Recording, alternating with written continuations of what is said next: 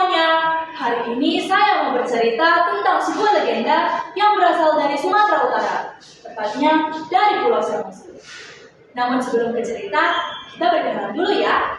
Ke Samosir mau jalan-jalan, mampir ke Komo tempat si gale-gale. Salam kenal kawan-kawan, saya ceritanya Sitorus, Horas, Eda, dan Lae. Teman-teman pasti sudah tidak sabar kan ingin mendengar saya bercerita? Mari kita dengarkan legenda patung si gale-gale. Dahulu kala di Pulau Samosir terdapat sebuah kampung yang aman dan damai. Di tengah-tengah kampung berdiri sebuah kerajaan. Kerajaan itu dipimpin oleh seorang raja bernama Raja Rahat. Raja Rahat dikenal sebagai sosok yang baik hati, bijaksana, dan selalu hangat. Di kerajaan yang sama tumbuh besar seorang pangeran. Pangeran itu bernama Pangeran Manggale. Pangeran Manggale adalah satu-satunya anak raja. Oleh sebab itu, raja sangat sayang kepada Pangeran Manggale. Raja mewariskan seluruh harta kekayaannya hanya kepada Pangeran Manggale. Pangeran Manggale sendiri adalah pemuda yang gagah dan perkasa. Ia juga sangat sayang kepada Raja Rahat. Sampai suatu hari, seorang suruhan dari kerajaan seberang datang menemui Raja Rahat. Ampun Baginda, kehadiran hamba di sini adalah untuk menyampaikan pesan dari Raja seberang. Dikatakan akan terjadi perang besar di perbatasan. Oleh sebab itu, kami ingin mengajak pasukan Baginda bergabung dengan pasukan kami. Mendengar perang besar akan terjadi, Raja sontak kaget. Apa? Perang besar? Tidak. Aku tidak akan membiarkan rakyatku sengsara karena perang ini. Katakan pada raja kau itu, aku menerima tawaran. Baiklah Baginda, terima kasih atas jawaban Baginda. Saya pamit undur diri. Salam. Hamba itu sangat senang karena tawaran kerajaan seberang diterima dengan baik. Ia keluar ruangan dengan senyum yang sumringah.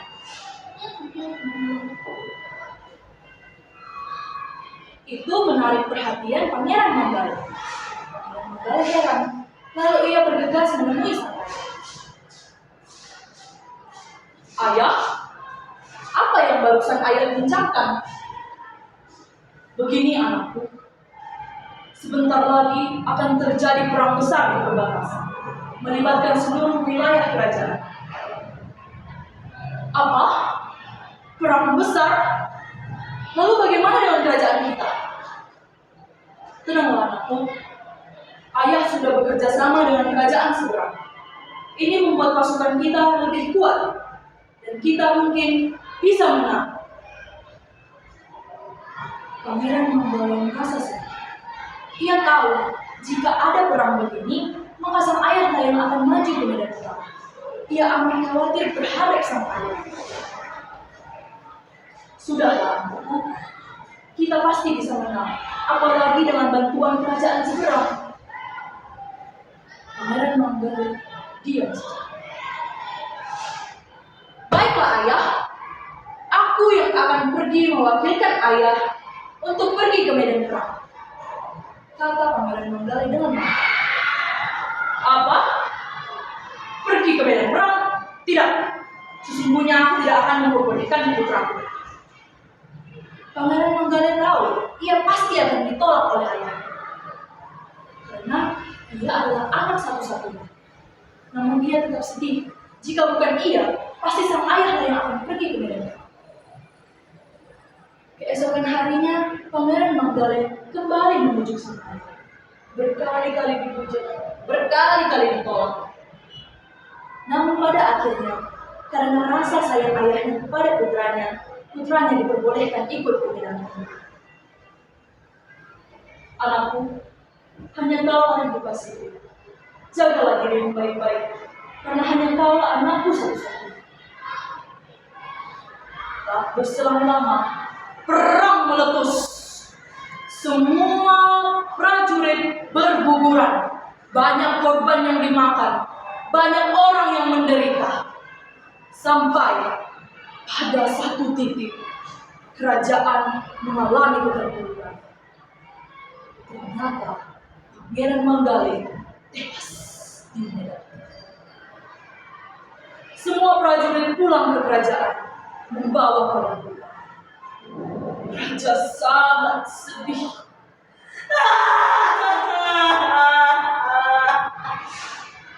Putraku, tega sekali mereka. Anakku, anakku. Raja histeris, sangat sedih hati. Kerajaan mengalami duka yang berkabung di waktu yang tepat. Raja berubah 180 derajat. Ia murung selalu. Terkadang tidak bisa tidur, terkadang tidak mau makan, sehingga raja jatuh sakit.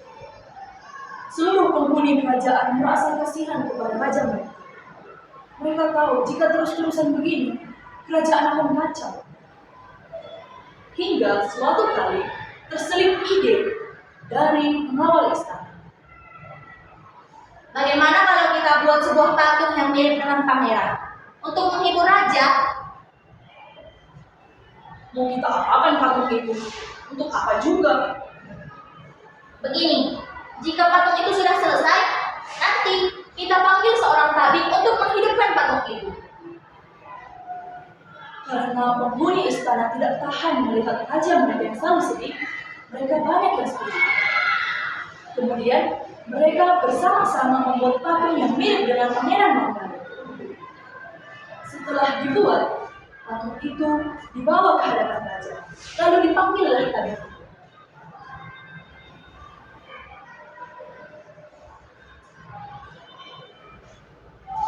Salam sang raja, hamba adalah tabib yang Anda panggil. Hamba tidak bisa menghidupkan kembali pangeran, tapi hamba bisa mengambil rohnya kembali dan memasukkannya ke dalam patung ini. Tetapi ada satu syarat yang harus Anda ketahui. Jika roh itu berhasil masuk ke dalam patung ini, Anda sama sekali tidak boleh menyentuh patung ini. Jika Anda menyentuhnya, maka Anda akan menyesal. Mendengar persyaratan itu, raja sebenarnya sangat sedih. Namun ia mengangguk-angguk dan berkata, "Lakukan apa saja yang kau bisa, agar aku bisa berkumpul kembali dengan anakku." Kemudian sang tabib itu berlutut di depan patung itu dan membacakan mantra sekeras-keras.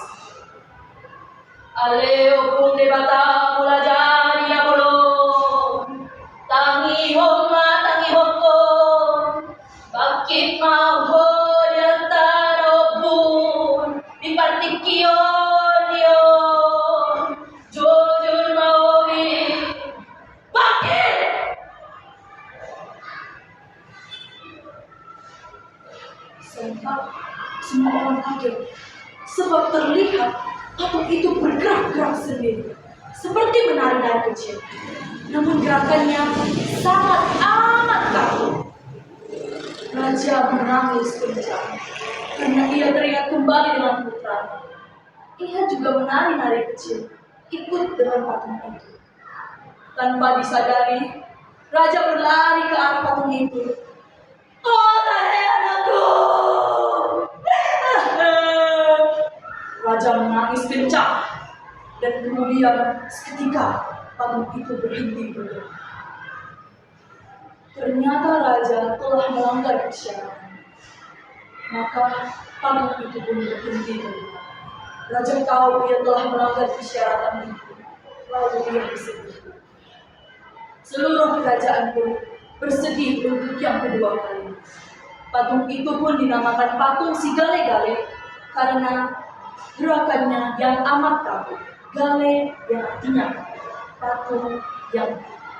patung si Gale.